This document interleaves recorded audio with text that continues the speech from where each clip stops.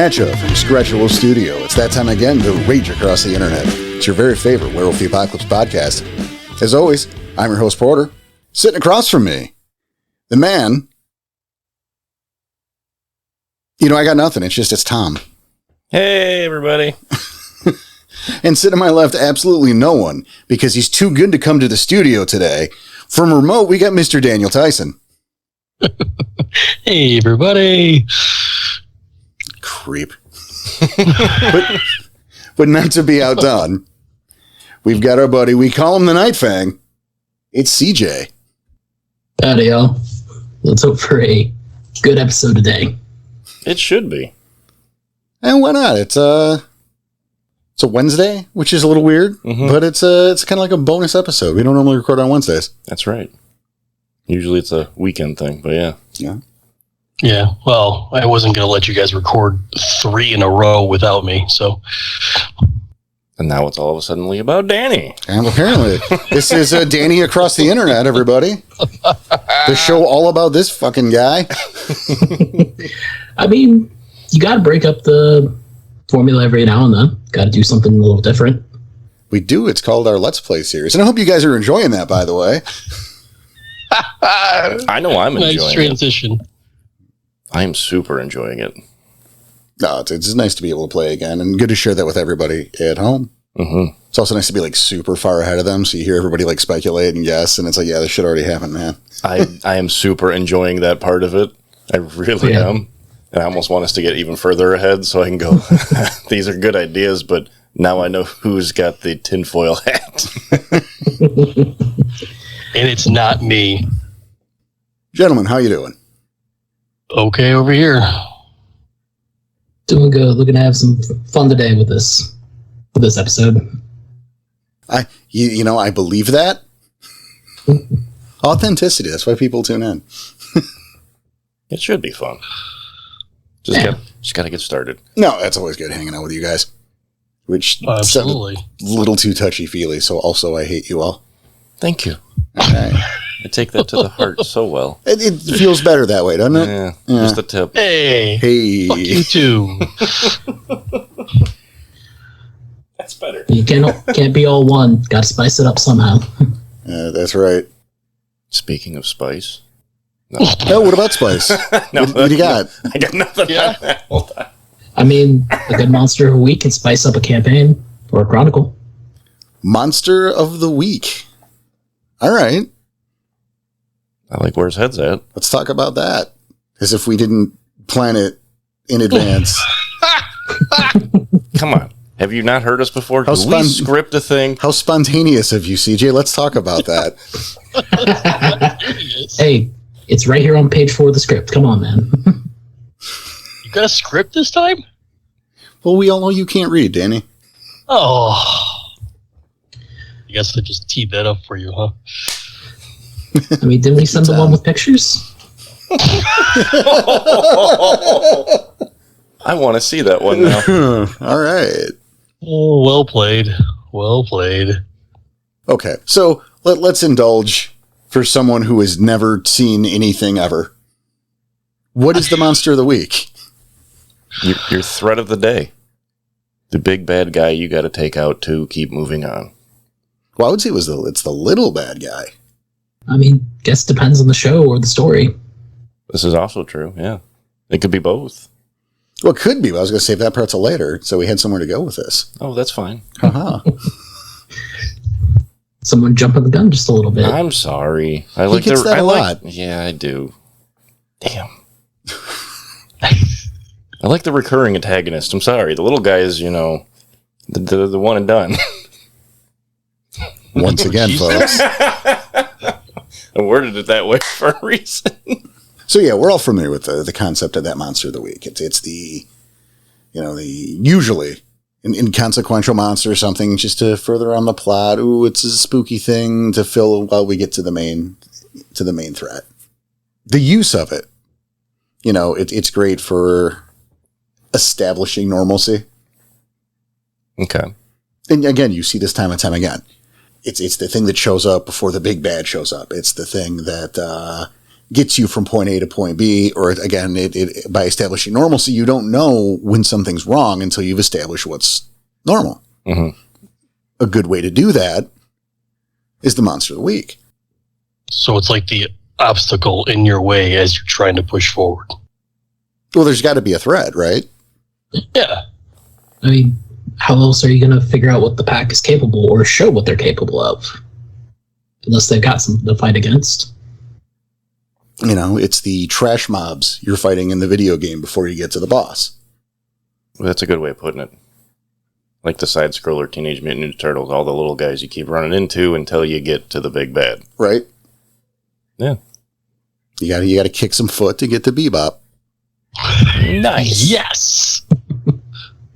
I like Still it. my favorite. Or go with our old school storytellers with the Mario. It's the toadstools you got to jump on to get to Bowser. Was there little Goombas, sir? Same thing, kind of. No, not even a little bit the same. Yeah, no, like, Toadstool would be the guy in the castle telling you, hey, quit, the princess is somewhere else. Shows you how much I paid attention to that game. Tom's never played a video game. Nope. Explains why he's never at game night. Ooh. That's a burn. Oh. I'll give you that one, CJ. That's a good one. Speaking of game night, it actually is tonight. It's our open game night. Not that it will be when you guys hear this. That's true. But, Tomorrow.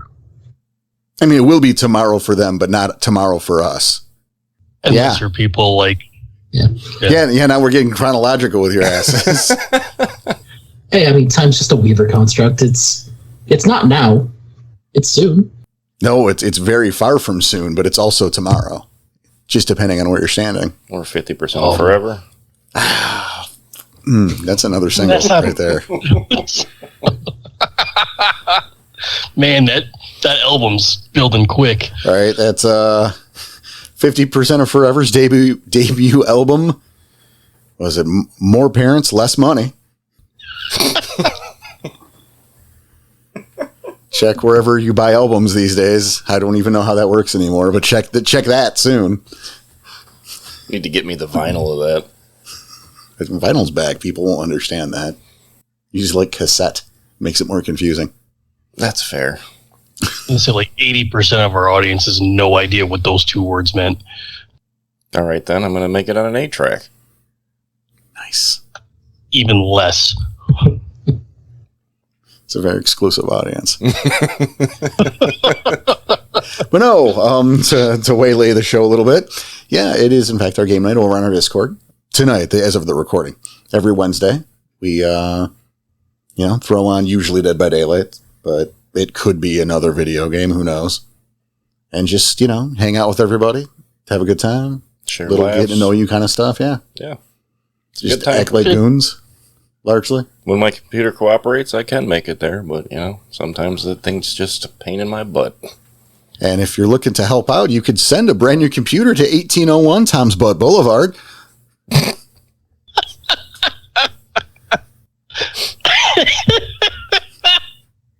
Can't guarantee it'll still be there. Oh my goodness. That's nice. It was nice. It's been a while since we broke Danny. Oh, yeah, but it's easier now. Now I can mute myself where I couldn't at the studio. Because it's just going to be picked up by 3 different mics anyway. But that's no fun if you don't laugh. All right. Well, if I'm laughing so hard I got a cough, you don't want to hear that in your ears. Where else would we hear I it? don't know. Somebody might be into that. Statistically, that's true. That's, yeah. Yeah. I think you owe someone an apology. I don't know who.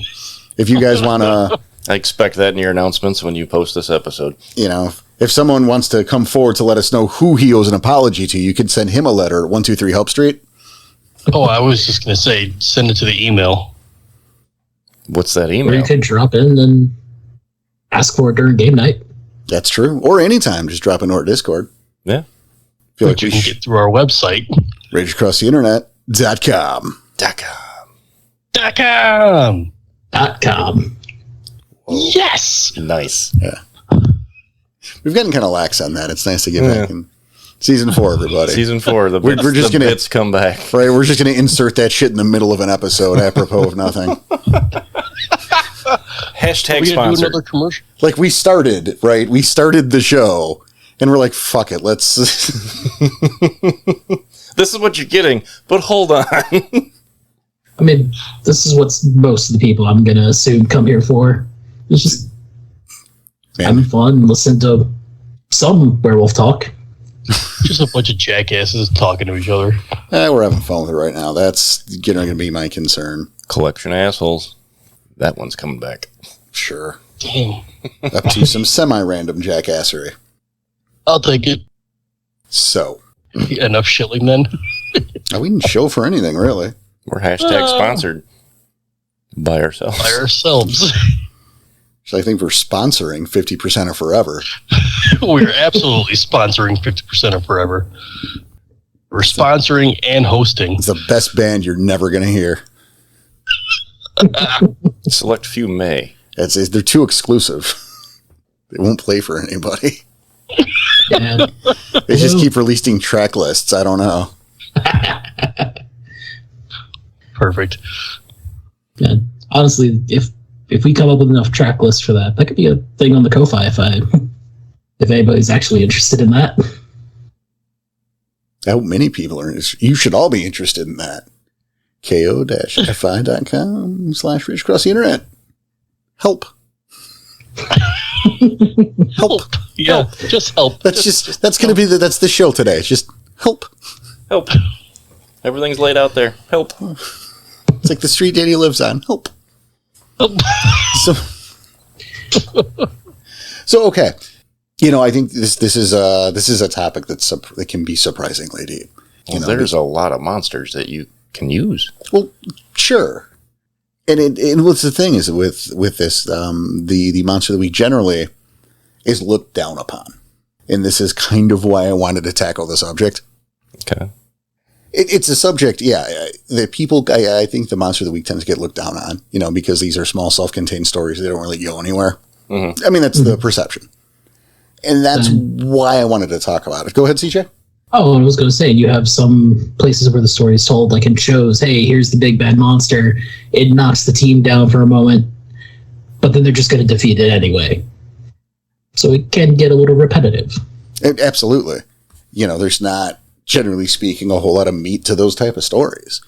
And yeah, I mean, you can see why people can look down, but it doesn't have to be all that. And again, it has its uses. We talk again about establishing normalcy, especially early in a campaign. It's a good idea to throw a few of those out. Here's a couple femori. Here's your gorehound. That's your big threat. It's just the gorehound. It's not really a threat, but it's something to establish pack interaction. Yeah. I mean, you get a pack of fresh changers running up against a guy with a hatchet or a chainsaw. But once, they can take a hit, that's where you get to see what the pack can actually do. It's a good way to stretch out, like if you're working on new pack tactics and things too. Yeah, well, and that's the opportunity as players that you have, certainly. Mm-hmm. From the storyteller's perspective, sometimes these can be necessary filler to adjust the pacing of a story. Like to slow it down? Yes, or change the momentum. Are you thinking more like they're doing so well and now all of a sudden your Monster of the Week's going to knock them down a peg? Maybe they get a little too confident. Well, no, that would be the opposite. A Monster of a Week is a throwaway threat. Yeah. But maybe the pack's looking in the wrong place. They're checking out this industrial park for whatever reason, but they should be checking out their backyard. So you throw a couple scrags in there. Like, how'd they get there? I mean, that's definitely something that you could do, and that's leans more, I think, toward using the Monster of the Week as a guide, and that is a more deceptive way to do it. And I mean, that's definitely something I want to leech onto because, again, this was one of the reasons I wanted to bring up this topic at all. But Danny, yeah, the Monster of the Week is a throwaway threat. It's a villain on Power Ranger. Gotcha. It's the fucking. I don't know any Power Ranger things. I don't either. I was trying to think of one. I'm like, I don't remember any of those villains at all. Like, I know Bryan Cranston played a pig monster. Okay. So it's Heisenberg. It's the time Heisenberg showed up on Power Rangers, and he knocked, and he blew his the house Megazord down. Blew up. I haven't seen any Power Rangers, I'm going to be honest. I haven't in 20 years, so. Yeah, it was more of a Voltron kid. There you go. And it's been a very long time. Surprised you didn't lean on Transformers or something. That's a different thing. We're never going to finish this episode if you start me on Transformers. Okay. All right. Don't do it. Don't do it to our audience. It's not a Monster of the Week. That'd be the reoccurring antagonist. Correct. Okay. Which, is the antithesis of a Monster of the Week. It's a disposable creature that you're getting rid of. But, as we brought up, it's often, they're often looked down upon because these are kind of shallow stories. And again, there's nothing wrong with that per se in a time and place. They can be used, again, to establishing normal for the third time. I think I've said it 3 times now. I'm sorry, everybody. Establishing normalcy, getting that track. Getting new players used to working together as a group, building a little characterization around a thing, setting things up to go wrong. Mm-hmm. The Monster of the Week could be a gorehound. We mentioned gorehounds already. The actual flavor of a gorehound show up. And on its own, that could be a self-contained type story like that. However, maybe the source of this gorehound, maybe you find another gorehound later on. Well, then now you got an issue. Right, or a third, exactly. And then suddenly you find out that these gorehounds are linked to a, midnight movie cult horror party that goes on in, at this rec center that turns out to be run by. Mm-hmm. And this is the way you take those concepts of that Monster of the Week and turn it into something larger. I like that. Just because it is a throwaway villain or just throwaway trash mob, it can always lead to something. And it probably should in most cases. Well, exactly the point I'm saying there. You can tweak those to fit into an overall chronicle. The thing is that everyone's familiar with that Monster of the Week format. So people are going to, generally speaking, they're going to look at that as a one-off and not think anything of it, which is how you can link that shit together. Again, we go with this gorehound example.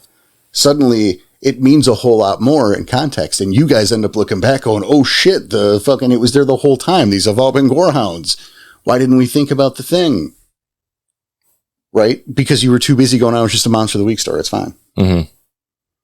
That you can use it to build and steer a chronicle if you need to. Yeah, because running into one gorehound is not uncommon, I guess. It's nothing, I mean, they're not running over everywhere, but it's okay, it's a gorehound. Neat. It's not like a Nexus crawler. Right. Big deal. It's somewhere between Scrag and Nexus crawler. Somewhere. It's where you want your threats. I mean, it's like juggling and gaffling. There's a big spectrum there. It really Oh, is. jeez. One's a little too small, the other one's a little too big. Man, you say that so often. Wow. It's staggering how often you end up saying that in conversation. Like I just noticed today. It's weird. I don't think I've ever said that ever, besides today. Thanks for playing. You sure about that? It sounds like something that maybe once or twice might be something you could throw away and forget. 3 times might be something there. It's like your catchphrase. It's not my catchphrase. Get the hell out of here. All right. You wanted to remote in. This is on you. I know. Well, let's see. Let's go with types. Or CJ had a better idea. I was going to say, maybe we should go into a little bit more detail on how you could run a meaningful Monster of the Week story. Like, we covered like the Gorehound possibly leading into some Cults. Are there any other ones that you can think off the top of your head? Well, I mean, a few, but I'm also running an actual play, so I'm limited as to what I can discuss.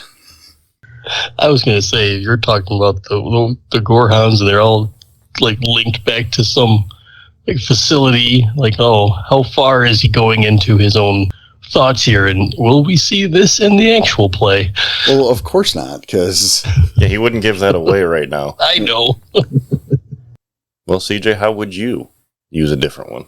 Well, it depends on the story mostly, but in the Wild West games that I've got going right now, there have been some small Monster of the Week sort of encounters that were leading to plots that if the players wanted to look into, they could go for. Like, for instance, on Bomb Patrol, they found a worm-corrupted bear that just happened to wander into the Sept.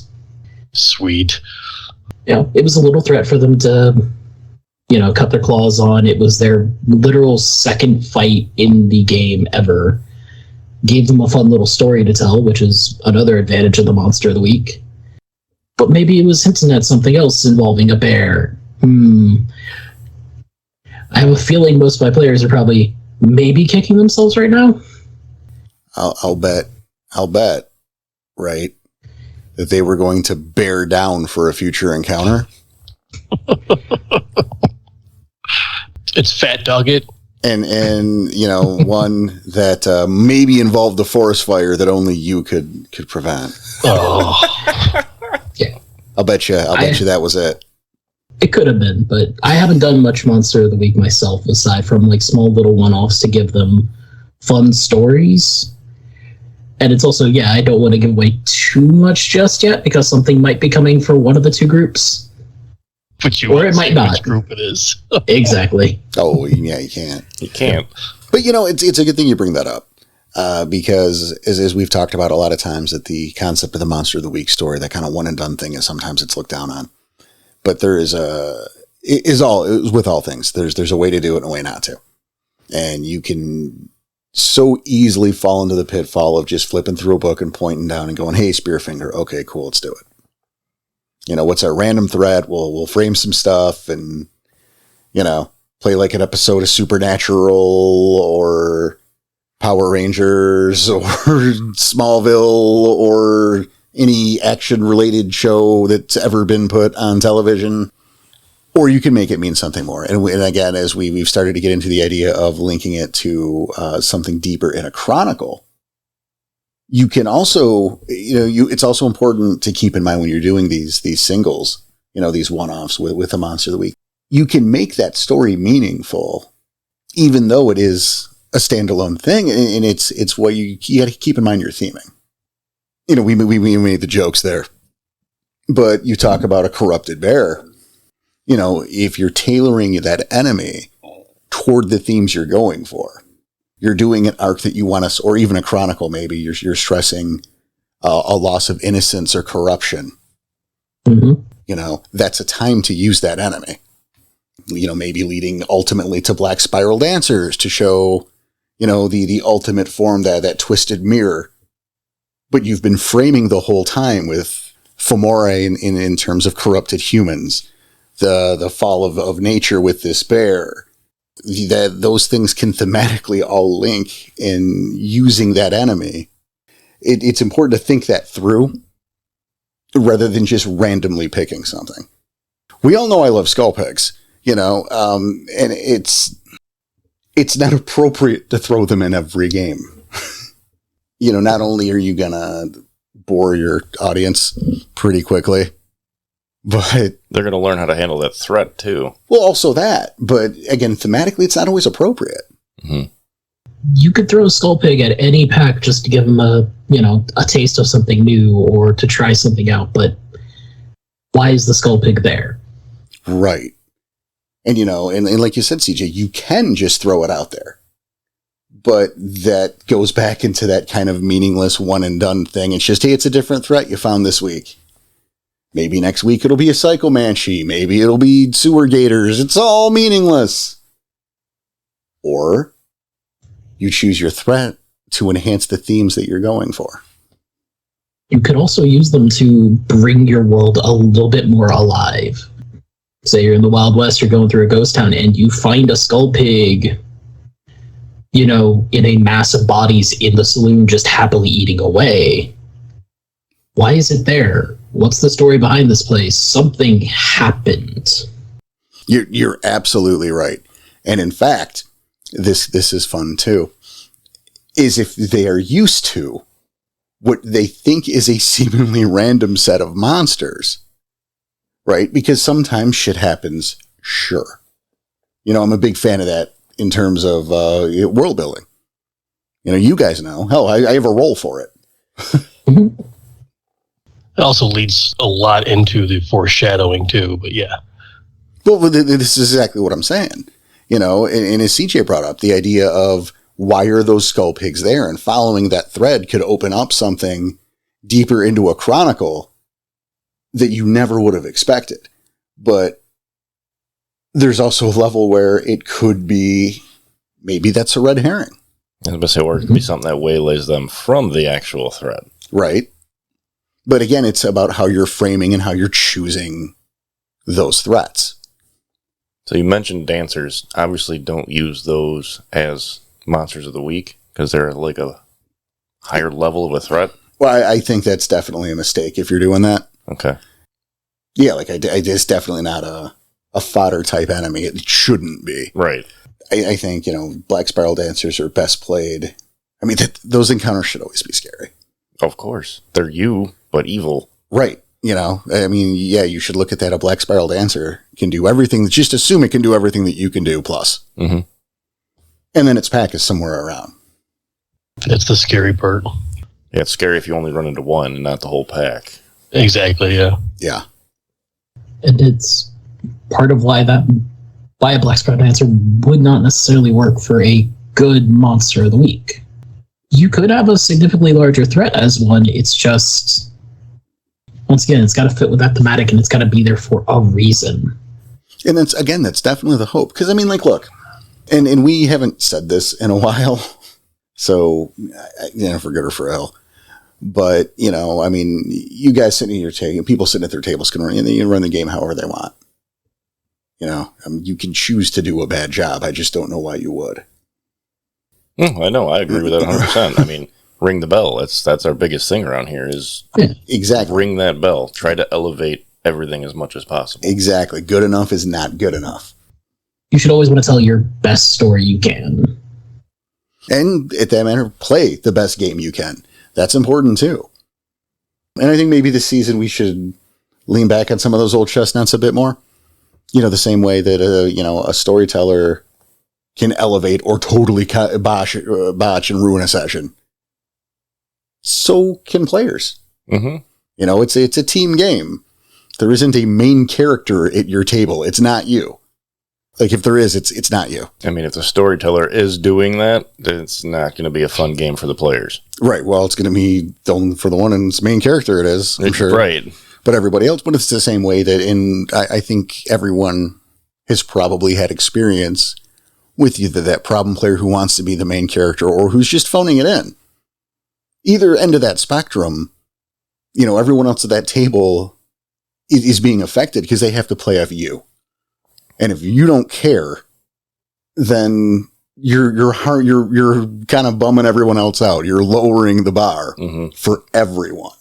And then some people will probably be like, what am I even doing here then if you're just going to act like a jackass? Right. And at the same time, elevate. Sorry, go ahead, Danny. I was just saying, especially if the focus is on that player. I would say this is also where you could use that potential throwaway monster of the week to help reset or bring the focus to somebody else if it has been on somebody for too long. If you've been fighting, I don't know, I'm trying to think of something that, just a bunch of standard Fomori all over the place and the Get Offenders has been taking the spotlight, maybe throw a vampire or a ghost and have the Strider shine. Oh, that's a great point. Let's add to that too. Perhaps someone in the group has taken a phobia of something. You can use a monster of the week to highlight that phobia. If Danny's afraid of spiders, maybe it's time to throw in an Anansi. Maybe. It's not my favorite thing, Right. but I mean, it's a little bit bigger of a threat, but well, could be. yeah. Or maybe we go heavy into Weaver territory with pattern spiders would maybe be more reasonable. But either way, you are at that point using that phobia as a plot device, essentially, through your monster of the week in hopes that you get some growth out of that character. I like that. It's also not a bad thing that, say, the players just went through a really bad defeat. Maybe somebody died in the pack. They might need a win. So, going up against a flesh pack or a couple scrags, if anything, might be what they need. Well, that's a good point. And hey, it maybe is I don't really want to call this a spoiler, but it a little bit for one of our postmortems. Danny, you will remember this. I'm sure. I think I know what you're talking about. Yeah, I hopefully you do. About where we are in the postmortem series, we just got to your character, Danny, losing his arm. Right. And if you recall, there's a story that's coming up, and I actually think it's February's postmortem. I'm pretty sure that you are sent back in the field for the first time. Yeah, that's exactly what I thought you were talking about. Yeah. And what I did is I used a monster of the week is a test for the pack as it stood in this new incarnation. And specifically for Danny's character to see if he actually had the chops to get back in the field and do his job, or if he was just talking big and was going to peter out. Now, as an added bonus here, we can also segue into how we are choosing those threats, because this particular threat was a recurring bane that would manifest on the yearly. I was hoping you were going to talk about this because this was pretty cool. And I don't know if you made this up yourself or not, which I think you did. The Bane itself. Kind of. I mean, heavy inspiration. Okay, that's fair. But the premise is, unless you want to take it, Danny. Oh, no. I mean, it was, even though it was inspired, it's still your Bane. Right. I mean, the premise. Okay, well, yeah, I guess then the premise was that every Halloween, like a bunch of teenagers went to party because they heard about this spirit or ghost, and they would see if it was real. And it was more of just the party for them, but this thing would manifest and was it taking children? That's I remember that part. Yeah, I don't remember the specific lore I made up behind it. But it's just like you're saying, Danny, I made it a local urban legend. The monster from the cornfield would come out and blah, blah, blah, right? And so every year the kids would use this field to party, woo, kind of like a meta thing. Like, woo, so the ghost will get you. We're going to come here and drink and see if he shows up and bang in this cornfield and, have a party every year. Freshman orientation. There you go. Right. In this, the fact that it is such a powerful urban legend that every Halloween he comes back, so every Halloween this Bane remanifests. Because it's got food. Right. And now so it's become like a chore for the local set. Every year, whatever pack draws the fucking short straw has to go out there and deal with it. Otherwise, it's going to kill 30 fucking people. And lo and behold. Yeah, let's not get too far into that because that's postmortem stuff. But that's fair, yeah. Call on your local Bane tenders. Get rid of this thing. But it's not that big of a deal. Right. Just be there. Once a year thing, someone be there. Yeah. Yeah, I mean, I think about some packets to go and join in the party for a little while, waiting for this thing to show up. Right? Yeah, let loose. That sounds like a good time. Yeah, it depends on who draws the straw, right? Maybe they're just going to sit in the Umber and fucking wait and go, can we please? Just once, can we? Can we just call the fucking cops on these kids this year? That's the players could even do that. They could. I mean, I think you'd still have to deal with the monster because wouldn't be any the local legend has been there forever. So it's not true. Be a lot less interference though. Absolutely. But this is the kind of thing when we talk about, again, choosing your threats. And, I think it's a great segue that way because what you're creating, what that threat is, again, tying thematically and in your options, right? Because I just talked about the idea of local folklore. Mm-hmm. Well, there's plenty of folklore out there. I mean, the easy shit, right? I think about Storyteller's Handbook 1. You know, there's a whole section of shit like that. You know, like the rumor of the witch, you know, the house that the witch lives in kind of thing. Mm-hmm. We all know that story. Mm-hmm. You know, it's like, Hansel and Gretel. Well, sure, but like, you know, don't go on that house, or don't go on Halloween. Don't go near that house. That's the crazy old man who killed his wife's house, allegedly. You know, it's just that rumor, but maybe there's something really there. You know, alligators in the sewers. Mm. You know, suddenly they're maybe, you know, yeah, maybe there is something to that. Maybe they're guards that Nosferatu hooked up, you know, kind of ghouled up, or whatever the animal version. I think it's still ghouling when they're animals. Is it still ghouling when they're animals, CJ? Unless you want to get technical, but yes, it is.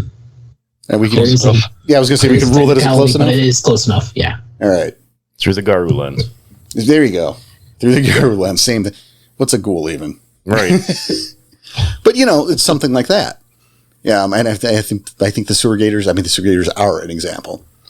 Folklore, like, you know, you talk about like Hansel and Gretel. Mm-hmm. So maybe like a cannibal witch of the woods. Spearfinger from is in the first Storyteller 1. You know, which is Native American folklore about an old witch who will like steal and eat your liver. Oh, wow. That's just pretty awesome, actually. You can almost use any urban legend. Yeah, well, this is exactly my point. Yeah, I mean, you look at if you've been tuning in to Let's Play, Mm-hmm. you recently heard at least a twist on the story of the guy with the hook for the hand that gets the people at makeout point or whatever. We all know there's 20 versions of that damn story. You've heard 3 of them at least. But again, the fact that is so well known. People go out to make out point. And that exists now. In fact, it's also in Storyteller 1, the hook. I was about to say, I could have swore I read that. That's a familiar. real recurring thing. But again, can be used as a monster of the week. Yeah. Somebody's got to take care of it. Yeah.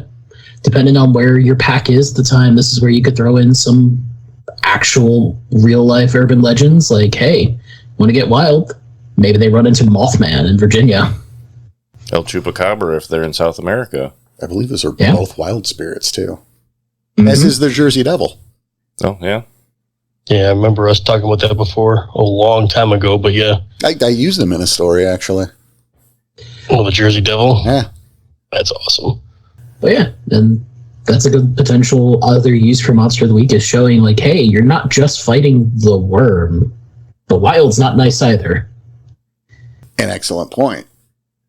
Yeah, we never give Wild enough shit. It's true. Wild is on the losing end, or not losing end, but it's not as powerful as the other two.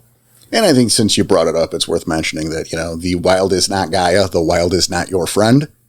This is some 101 shit, but sometimes people need to be reminded. Exactly.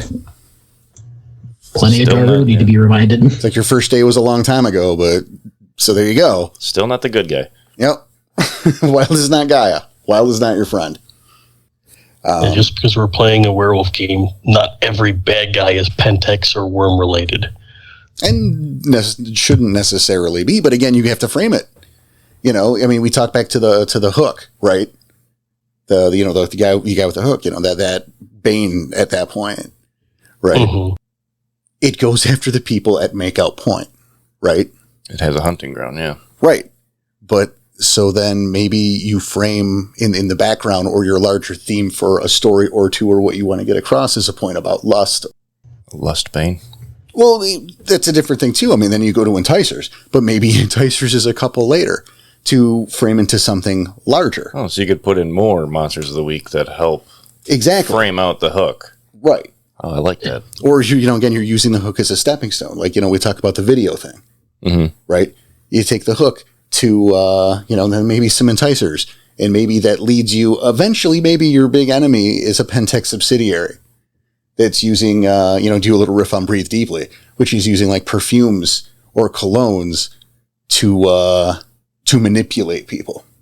Mm. Right? And now all along, you're using those threats, you're using the subtle themes behind them to help point into a larger story. It's all thematically relevant. I like that. Yeah. I like the building examples. If you're setting a game in a particular era, like the Wild West, I've got a particular monster of the week that I use to just help emphasize the themes of the time. The Bane train. It is a mobile blight that is being pulled by a big Bane that the pack can't fight. With the Industrial Revolution, the trains going across the country, and the rise in oil fields, it's always a fun little enemy to throw out, and maybe it gets the pack lost because you're fighting on top of a moving train. Where's this thing going to stop? And see, there you go. I mean, you could take that to a place of the wild, untamed aspect of the era. You could also take it to the dangers of the quote, of manifest destiny and the quote civilizing. In the technological advances. Go into the dangers of that. Just like again with the with like this lust background component for the hook, right? I mean, yeah, it's murder and it's destruction. Yeah, but he goes after the lustful. Well, maybe you've got some at the same time, right? Is a B plot. You've got some NPCs in your sept that are secretly going off, got a thing on the side that they shouldn't be having. Ooh, there's some plot. Right. And again, those aren't related, but thematically they're similar. Mm-hmm. So it's not just a random thing. I mean, it is. It is a random thing, but it's something you tie in and builds bigger story. Exactly. Because that world's always spinning. So it's not just your big bad and your monster, not even your big bad or your monster of the week. There's still other things that are happening. Mm-hmm. I like that.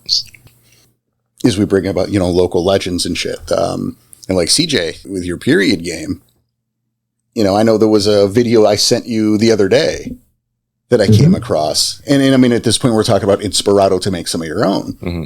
Because I hit up a lot of true crime in, my, what we call leisure time. What is that? True crime's good time to watch. And listen to. Mm-hmm. And tons of podcasts, yeah. Yeah, and you can get some Inspirato from that sometimes.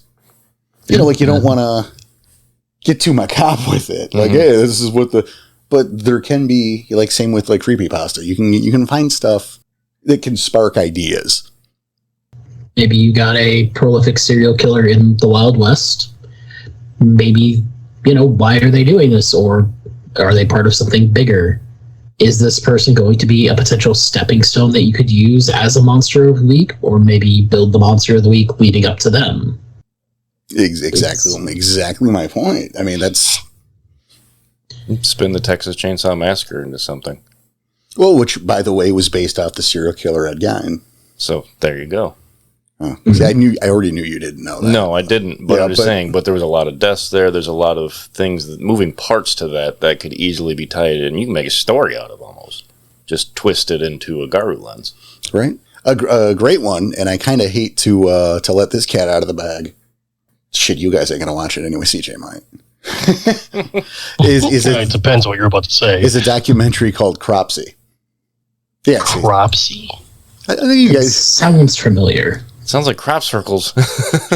I love the skepticism in Danny's voice, in the look on Tom's face. Like I'm just, this guy's lost his mind. He's talking about corn or something. It was almost like, is that what you said? I wasn't 100% sure. I went to aliens instantly. So anyway, Cropsy, it's a really cool documentary about how urban legends. I don't want to give too much away because if what it was a good little doc, but I guess I would say the power of urban legends on a neighborhood in the strength they can have and what happens when fantasy and reality maybe get a little too close together. Okay. Well, now with that kind of segue. Oh, you'll forget about it in 10 minutes. I bet you. You're right. Well, I've already written it down. Well, then maybe he'll send it to me. See, and see now that closes that plot anything inspired by it off to me. I hate you both. Then I won't go listen to it. Yeah, I was gonna say, then I'll cross it off and I won't listen. I mean, it's a good doc, but I really enjoy. Like I said, I enjoyed it enough that I've wanted to run something based on it for years, and I just haven't gotten around to it. Then I for sure won't listen to it because I'd much rather see a plot seed from it. All right. The rest of you, though, check it out. And don't tell me and Danny anything. Takes place in Or Jersey. CJ. Or CJ. I mean, if it's going to be part Well, CJ will probably... No, it would be out of the summer rain. Okay. Takes place in Jersey.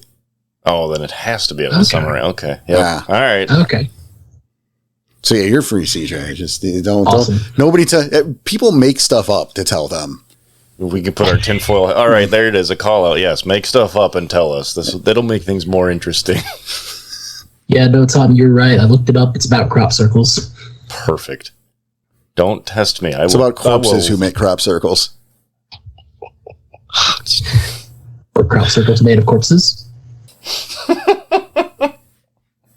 I can imagine there's some Garu out there, or Black Spiral Dancer, that's done that.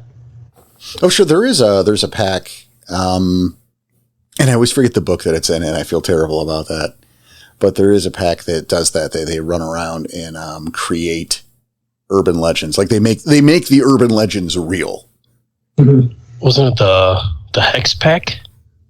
I don't want to confirm or deny that because I know I have a pack called the Hexmark pack, and I don't know if you're channeling that or if you've got that accurate, and I'm mixed up now. I don't remember. I know we talked about it before. Yeah, that they do stuff like you hear the room, you go to a thing and you wake up with the ice and the kidney's gone, Mm-hmm. or you find a hypodermic needle in the towel dispenser at the men's room and it says "Welcome to AIDS" on it or something. Oh, jeez. Like those dumbass little urban legends. Yeah, but wouldn't they, if they put enough of that thought process in a community, can't that actually bring forth something? Well, it can in things like the Hook Monster or Hook Man or things like that. But they're doing it to appease. They're physically going to make that happen. Right. So it's kind of the other way around at that point. Oof. Yeah, right. I remember I remember us talking about that. It might have been around the Amazon episode, somewhere around there. You lost me. Yeah, that doesn't. That episode was a long time ago. I mean, we have said it's not important. I like this building of story, though. These are fun. No, it is, and again, this is all framed around the idea of something that is normally, and I mean, it is by nature just kind of a one and done kind of thing, but it's in how you use it, right? Very much so. I will say there is also a place where you could use it as just the one and done. This is a little threat for you to figure out how to mess with, how to do it. If you were ever running a demo or trying to get people interested, maybe this is the place for a flashy monster of the week, like a little 4-part story. No, and 100%. That is a great use for that kind of monster of the week because, obviously if as a demo, you don't have time to get into something larger and to give a flavor of what Werewolf the Apocalypse can be. Absolutely. And again, it's helpful if you're sticking to your framing of what this is about and make sure you're, again, tailoring your threats to what you're doing. Like our intro 4-parter. Yeah. I just can't remember what you used as monsters of the week in that. Well, I didn't. I mean, we had Scrags. Yeah. Like I didn't really, because it was written as one big thing. Mm-hmm. So that was a little different. But let's reverse that and go to the guilty. Okay. What was the first thing you fought in that chronicle was a couple burger heads, right? Yes. Yeah. Monster of the week.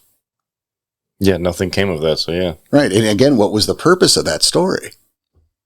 To make sure we knew what the hell we were doing.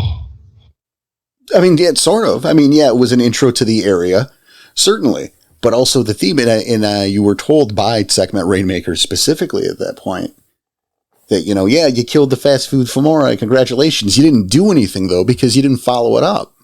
Oh, right. It was still training. Yeah. Mhm. So the purpose of using this monster of the week in these stupid little femori was to teach you that these things had to come from somewhere and to follow up on a threat, that just taking care of putting a Band-Aid on it's not good enough. Mm-hmm. You cured this, you got rid of the symptoms. You didn't cure the cold. You took your Tylenol. You didn't get rid of the pain, though. Or the pain might be dull, but it's still there. Right. And in that, the idea there, remember, because he told you guys to follow up. He taught you how to follow up. Mm-hmm. He said, hey, stupid, you killed 2 of these things in a 2-block radius, and they're both wearing McDonald's outfits. What do you think, they're late to a costume party? Go to McDonald's. and you see how, looking back, how that simple little message to a bunch of, new players. Oh, it helped. Right. It informed a lot of what happened, or ideally was meant to inform a lot of what happened to the rest of that chronicle about following up, doing your homework. Mm-hmm. Yeah. Another way that a Monster of the Week can be used. That's exactly the thing. That's why I did it. It's a good way to, teach your players as much as it is the characters. Or if you're ever having, if it's a brand new group, maybe it is good just to do a Monster of the Week real quick for like your first 1 or 2 sessions, just to get a feel for everybody. Figure out what people are good at or what they want to be good at. Exactly. And again, back to normalcy. By doing that, you establish what is average in the world. Let's look at it this way. All right. Because I see a little skepticism over here, Tom. A little bit. All right. I've talked before about the tribal one-offs that we ran back in the Virginia days. Mm-hmm. Yep. Where, I kind of that's the thing. So I was working on one for the Wendigo. Well, this particular character, that we were framing for the Wendigo, he had some Black Spiral heritage. He wasn't from a long line of Wendigo. He had the amnesia flaw. He chose Wendigo as a tribe. I've referenced this before. Yes, I know what character you're talking about. Yeah. Well, the Wendigo, my idea for the Wendigo one-off, I loved the idea. It was completely untenable. I couldn't do it.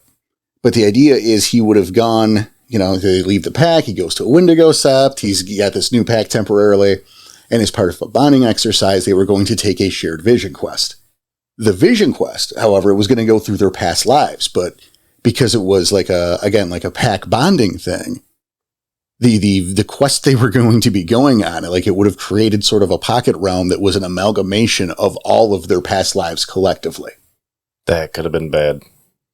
Well, and this is the thing, because the crux of that story would have been, you have all this history of all these different Wendigo and different tribes, or everything coming together, and this, these were way north, and these people were from here and there, and then now there's someone in this shared past life ancestor journey is killing off the other ancestor spirits. Because you have the PC whose ancestors were fucking spirals. But he doesn't know that. They don't know that. It becomes kind of a murder mystery. And here's, I feel like that was a pretty interesting concept. I like the way you took that, because then they're also going to try to figure out whose past that is, because they don't know. Right. Neither does he. Both player and character. Right, because of the amnesia flaw, too. Right. Here's the problem. The premise here is that it's a world, a little realm, that is comprised of different eras and locations based on the ancestors of 4 different people. That's a... Yeah. You have to establish that things are what normal is. To have every single time to have things go wrong. That's tough. Right. In a 1 session story, there's not enough time to do it. No. But this is what we're talking with using Monsters of the Week. If you do a chronicle like that, you could have a Monster of the Week kind of thing, minor threats like that aren't full story things that would help establish a baseline. So that when stuff started going wrong, you'd know the difference. Right. You're pack fighting 4 or 5 Scrags together, you're ripping through them. Next time you go fight Scrags, these things are organized, fighting with strategies, maybe something's giving them orders. You've established that normalcy, here's not normal. Exactly. I would not want to face down scrags that are organized. But think about it. If that's the first time you encountered scrags, you wouldn't know something was wrong. Right. But that'd be a hell of a threat, an organized pack of scrags. That'd be a hell of a threat. Like really intelligent ones. Yeah, like, that would... One's got a monocle and shit. Oh, no. Uh-huh. But you would never get the full depth of that threat if you've never just faced the rabid scrag. And then, yeah, if they have that more intelligent scrag they face there and they went future stories and they ran into regular ones, they would be like, well, what the hell? Right. And, I mean, actually, it's, I can't talk about it. It's already aired, but there's a great example kind of that where I didn't establish the norm with a particular threat for you guys in our actual game. But I can't talk about that. Mm-hmm. It's unfortunate. Yeah, no. It's still forming. I can't talk about Can't that. talk about it. Okay. We'll leave it, just leave it at that. Can't talk about it. Yeah. How about this to get away from that? How about using a monster of the week, but subverting it? You know, your players think, oh, this is just a monster of the week. We can, you know, take this easy. But that's when you bring in the real threat. Or perhaps a situation where a botched encounter with one of these things turns into a larger threat due to the actions of the players. Now, as an ST, would you have that pre-written, or like you're banking on your players to react that way? Or should you have an out for that? I'm just trying to... No, it's a good question. Pick your ST brain here. I think that depends. Okay. That kind of thing is really risky. You really have to know your players. I would not do that with our current group. Mm-hmm.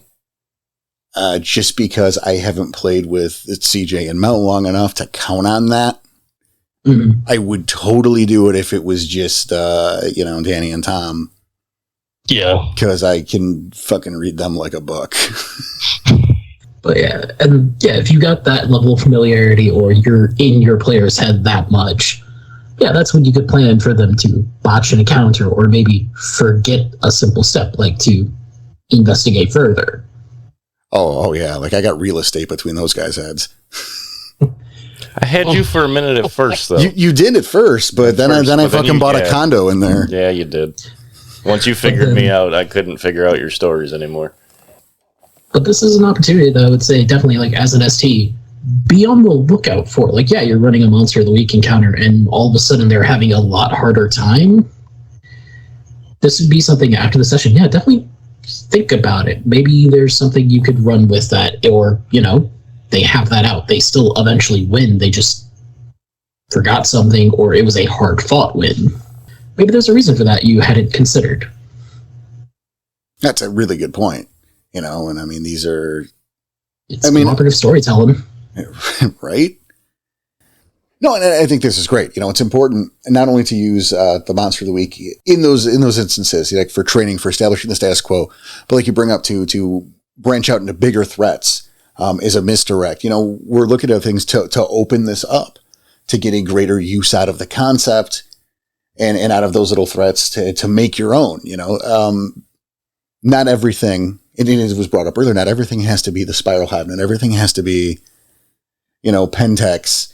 And you want to, generally speaking, lean the fuck away from that mustache twirling villain. Right. And so taking some of those more simple tropes, taking from urban legends, taking from, from things like that, and making that a threat that can enrich the world, enrich your chronicle, enhance things thematically. It's really important, and it can really enhance a game. And again, this is why I wanted to have this, to do this episode. This is why I wanted CJ to be here, because you've got your Wild West game, and that's, we get another storyteller here to sit there and actually go over this and the potential. Yeah, it's a different flavor of Monster of the Week with Wild West, because once again, you can get really wild with it. Oh, he said a thing. He's like the title of the thing. You potentially have a lot more available to you in that time period to, bring in those obscure threats. To, if you wanted to show off a particular monster and make it part of a bigger plot, here's your time for it. I don't know. Whenever I hear Wild West, I'm like, Storm Eater's still a thing, right? Yeah. Yeah, that's a huge threat. That's definitely not a weekly thing. No, but you can But build. the Stormborn. You can, you can Stormborn build things awesome. up to that. Well, actually, you know what, Danny? You bring up a really good point when you said, that's not a weekly threat. Mm-hmm. Because it's really something for, and here's another one we haven't said for a while, the Dangerous Don't list. In saying that out loud, I've missed the Dangerous Don't list. Oh, It yeah. has been a while. Yeah, Dangerous Don't. Yeah. Don't make your larger threats recur that often. This is another reason of the importance of that said Monster of the Week to pace out your villain. I played WoW for some time. I mean, some of you know it's not important except for this. And so during the Wrath of the Lich King expansion, right, it was a big deal, I know WoW is this big thing now, and it's been like 15, 16 years out of 20 years, maybe. I don't know. But, it was the sequel of Warcraft 3, which was a really good game. In Warcraft 3, it dealt with like many things, but there was the birth of the character, this big villain, the Lich King.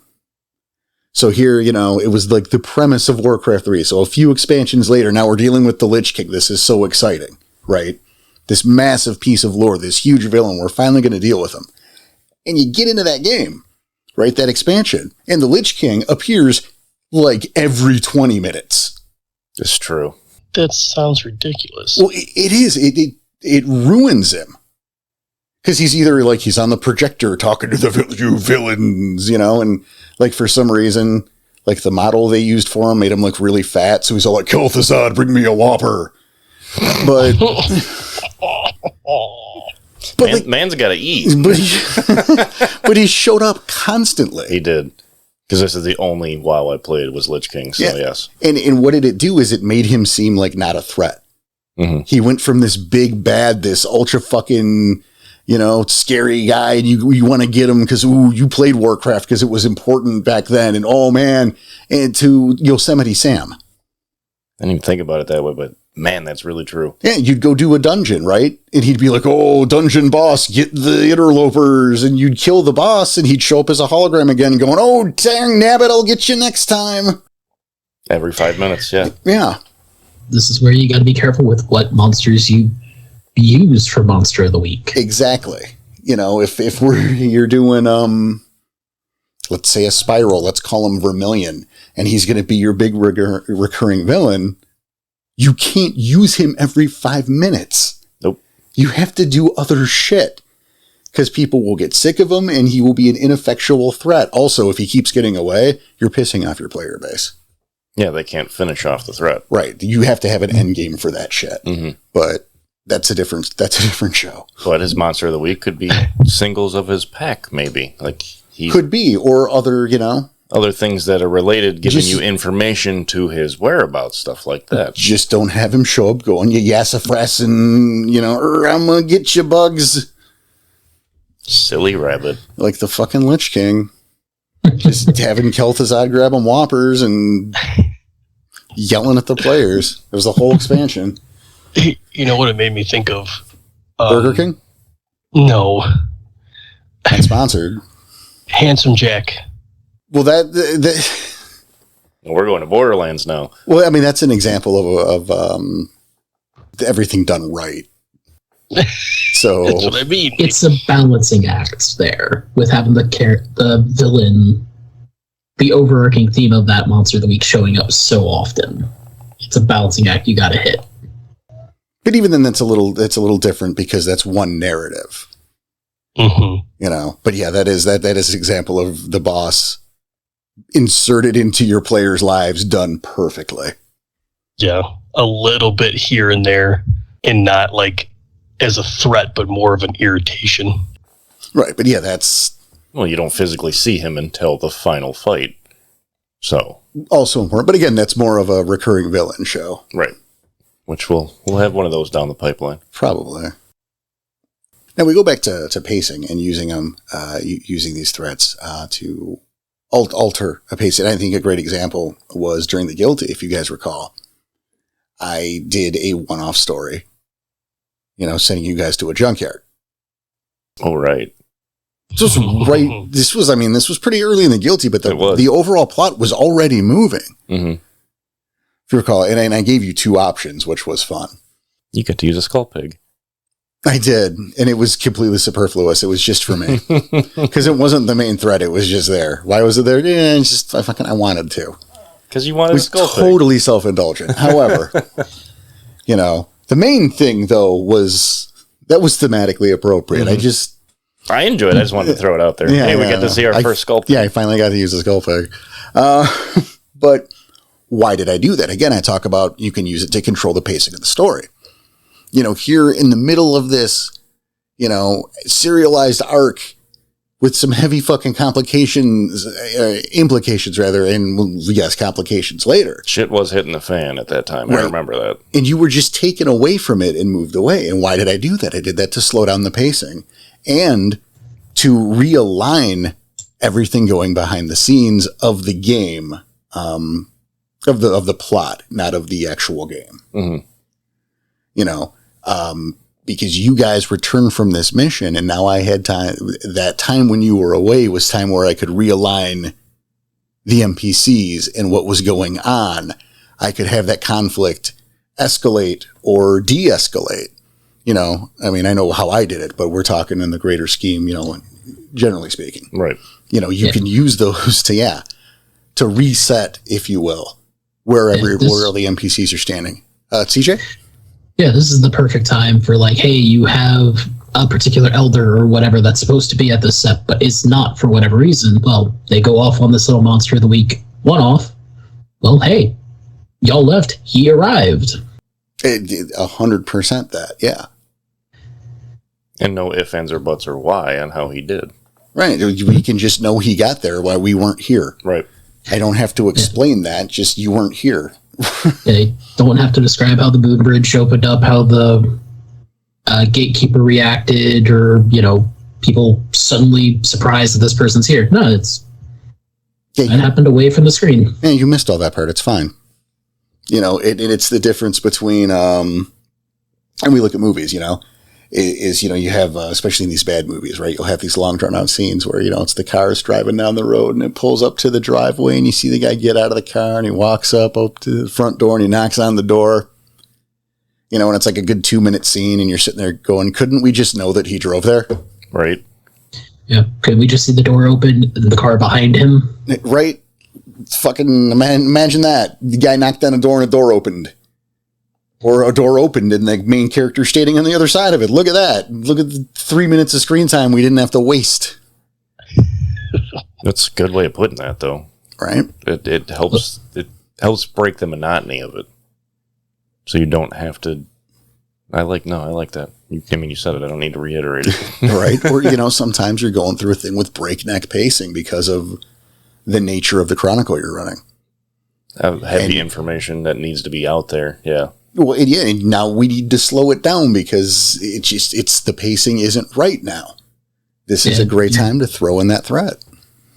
Yeah, you're doing a road trip sort of game where you're going from set to set to set, but you're having to rush there immediately. Well, what if you get down to the one set and, hey, here's this urban legend to deal with? Or even better, maybe you're sick of the shit, right? The little travelogue road story. So the car breaks down. So instead of it being another one of these, it's something to break that monotony and alter the pacing of the chronicle. I had in the Virginia games, they were going after a subsidiary doing with meat packing. And they were hitting these meat packing plants one after another. And it's the first time this is really exciting, right? It's they learn the layout of the place and they sneak in and it's dangerous and...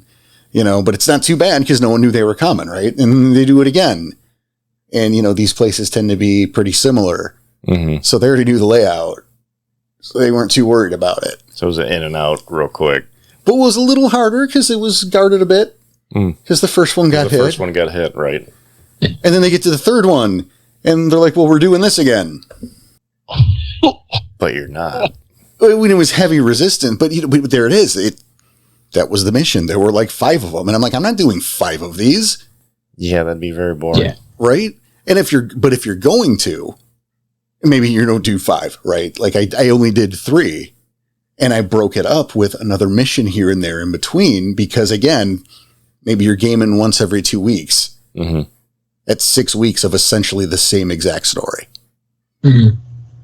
I'm already bored. Plus, you got to bridge that to where they can build the resistance up for the next one and so on and so forth. How else are all this resistance going to show up if you're strictly going straight to the next one? Well, I mean, pretty easily. I mean, if you're driving from fucking Michigan to Tennessee, right? And you blew up the one in Michigan, well, they go get some more security at the other facilities. Fair. Yeah. But what if you're staying all within the same state and you're rooting the subsidiary out of the state? What? Or out of the area? Then, yeah, this is where you want to break that up even more. Yeah, all the more reason you break up that monotony. Mm-hmm. And, and like I said, I think there were 5 of them. I was bored by 3. I think I was bored at 2. 3 was a massive trap because, of course... They knew you're coming. Right. And then I could, break the cycle that way by going, you guys are too hot, you can't do the other 2. But in the interim between 2 and 3, what do? You throw something else in there again to mess with the pacing, to break the monotony. Danny? I was hoping you were going to say that third one was a trap, because if they went and already did 2, and then we're just going to do the same thing for number 3, like, oh, come on, how do you not see that coming? Oh, they had a fractoid and a first team waiting for them. Waiting for them. I think they brought that on themselves. Yeah. What's funny is they had another pack for backup too, but again, they had to get the trust of that pack by doing a separate job in between those 2 fucking stories. Mm-hmm. All right, so that's not bad. Good way to tie in, yeah, that. Right? And so I used a family of Fimor Moonshine Runners as a monster of the week.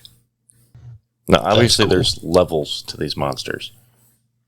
Don't use certain monsters as your monster of the week, because they'd be... Only use Nexus Crawlers from now on. All right, then. Oh, no. I mean, if you think they're that easy to deal with. Yeah. Oh, all right. Hit 'em. Then I'm just rank 6. Oh, they're make-believe, so, I'll just rip up their stat sheet, and they can't do anything to me. That's how I handle it. Congratulations. I mean, if you're just going to throw those out there, I'm just rank 6, and I have 5 Grand Claves and 5 arms. No, you don't. And only ever roll 10s. And only ever roll 10s. Oh, my God. I win. That also sounds like a boring game. Yeah, but you don't have any legs, so you have to, skitter around on your 5 arms like a spider. Yeah. And then Danny'd be freaking out with his arachnophobia. Right. So because you can make it interesting. New game. Wherever guy takes this is canceled. That's the new one.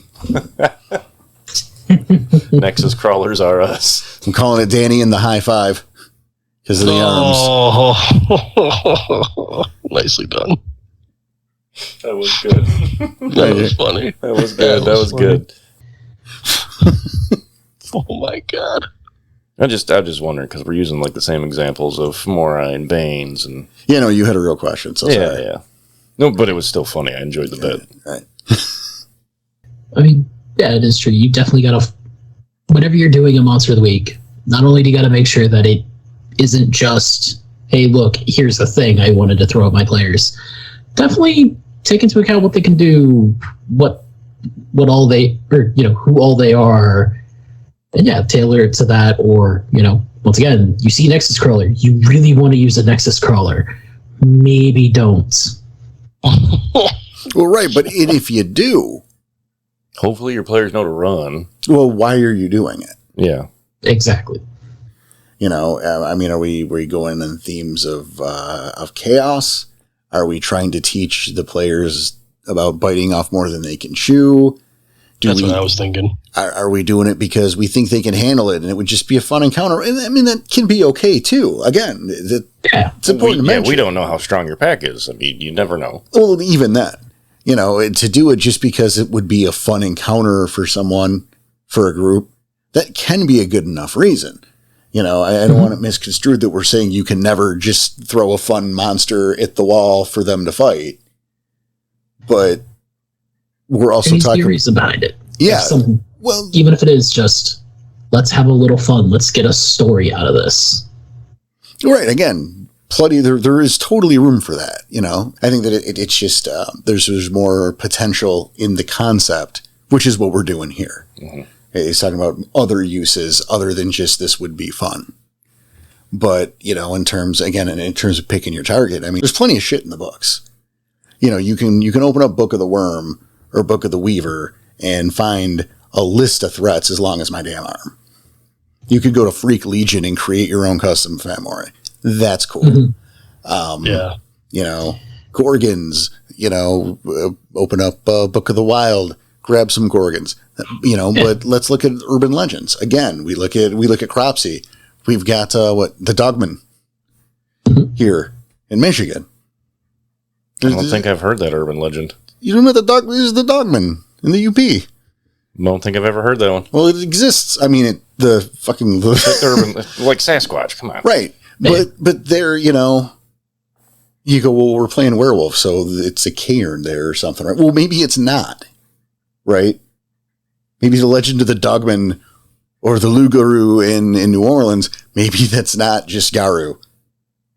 Maybe that's something else. Or could maybe be a way to bring in werewolves. Could be. Or maybe it's a lone menace that's a lost cub that don't know what the fuck he's doing. Who knows? But it's an option. Or Ronin. Could be, you know. Yeah. Hopefully it's something more interesting, but it could be the obvious thing, and you can find something interesting beyond it. You know, again, with maybe like a lost cub angle, or maybe that Ronin has a backstory that the players get caught up in because they end up befriending him dumbly, or he has something on him that leads you guys, like he's got a fucking map. It's Goonies suddenly. You know, who knows? X marks the spot. Right? Hey, you guys. You know, it's fucking Sloth shows up. He's got a baby Ruth and everything. Nice. You know, Monster of the Week it's a great tool for the ST. Yeah, if, you know, here's some real talk. Here's sometimes you hit a brick wall creatively and you get a deadline. You need that reprieve. Sometimes you just you got to meet a deadline and you got nothing. Well, you watch anime, there's filler episodes. Sometimes you just got to do it. It's exactly it. You know, you can use that to help, again, slow the pace of things and give yourself some time to create. Right.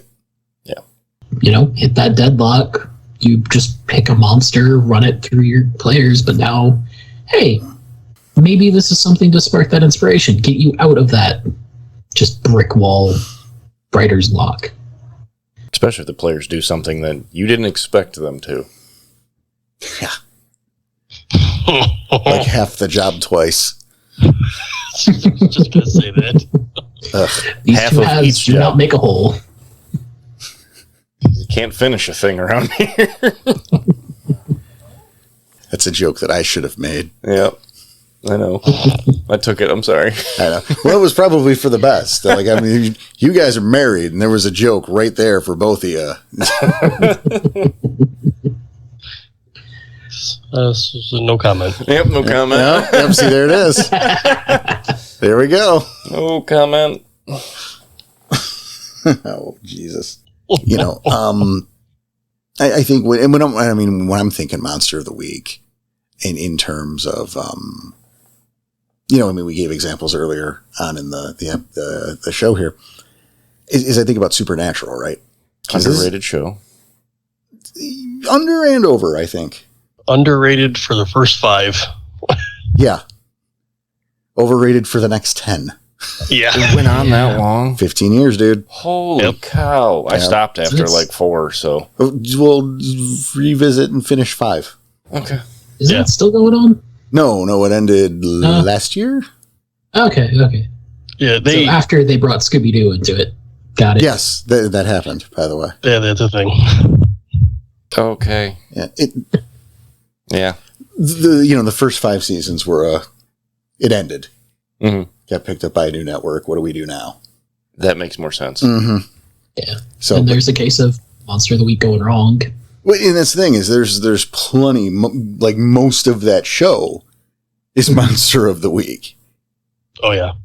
But I think first 5 seasons is an example of that done right for sure. Often leading up to, major plot points. The monster often being thematically appropriate to what else is going on in the show or with the characters. This is a good thing to do.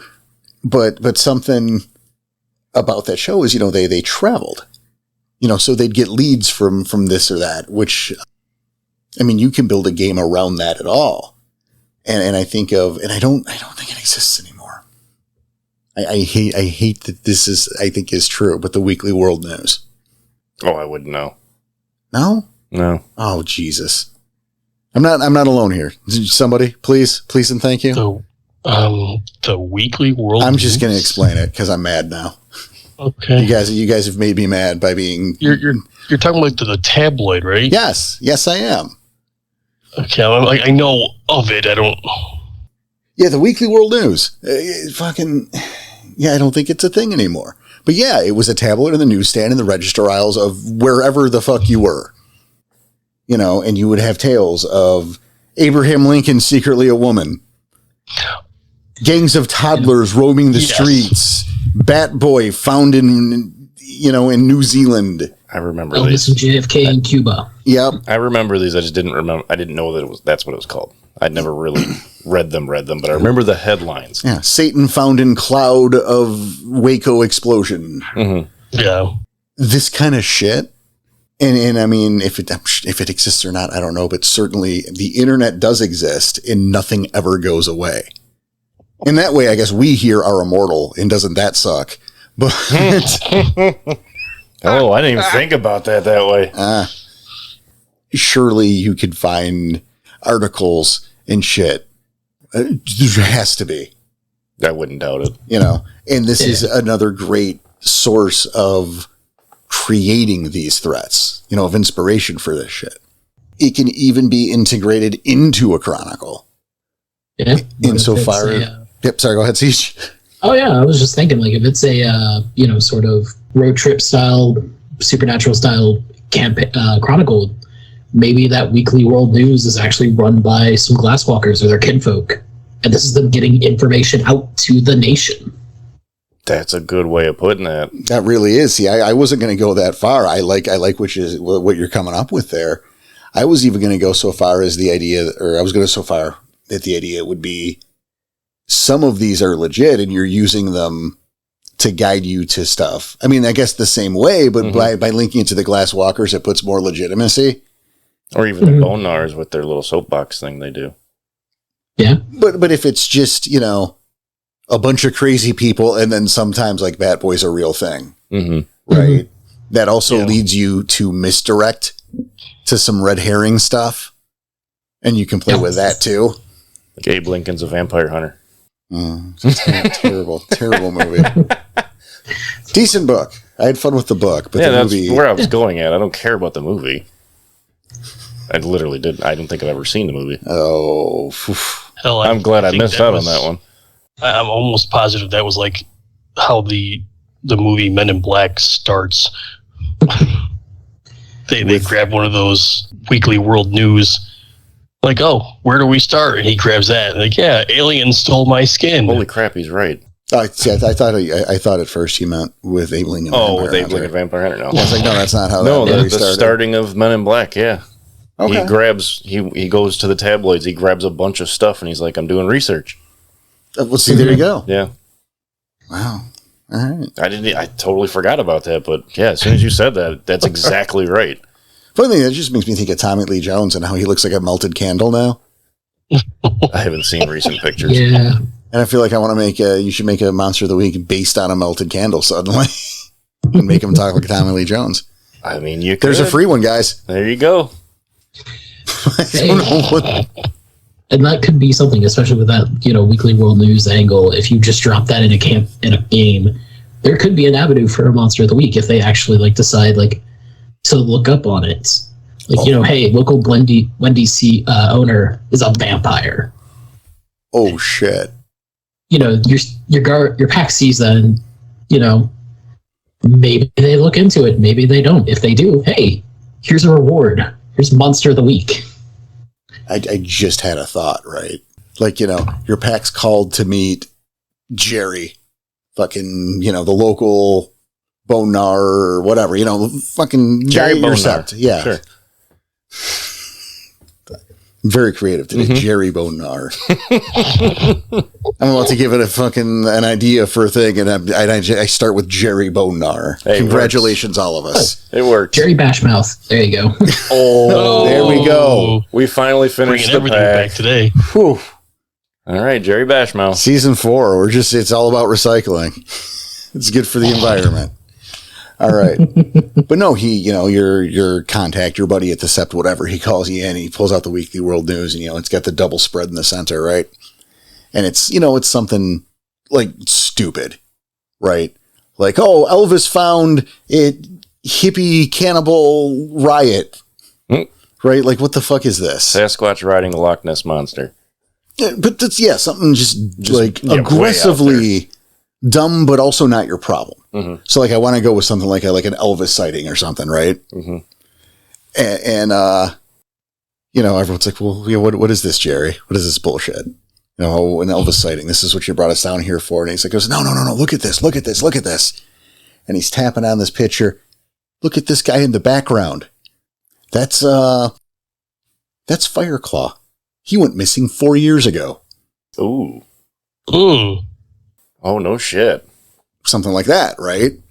And so now this innocuous, stupid thing out of this idiot fucking tabloid is a huge deal. Right. Just by coincidence happened to, that picture also happens to in the background include either the lost hero or the old threat or the whatever that comes back from the past. And now you get to go hunt down on that lead. Or your reoccurring villain.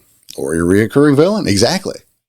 You have a lead on his whereabouts. Where was that picture taken?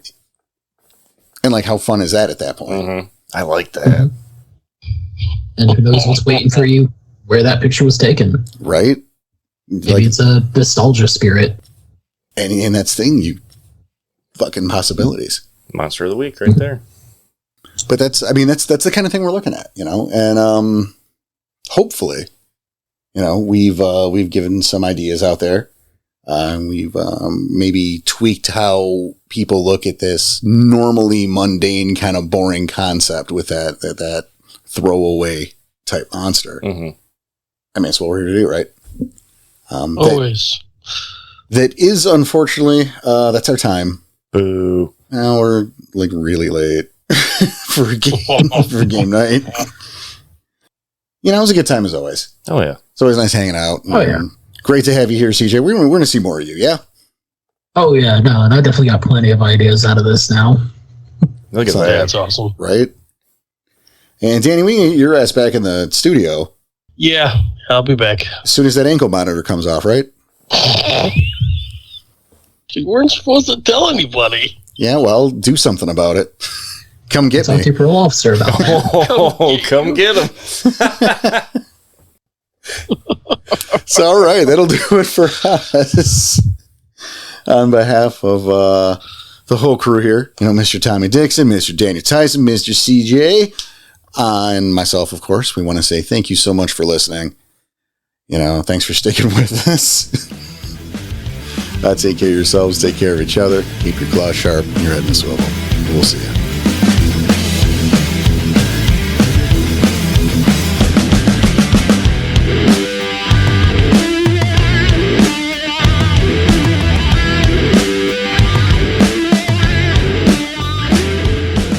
Season 4, it's all about recycling. It's good for the environment. Oh, he said a thing. He's like the title of the thing.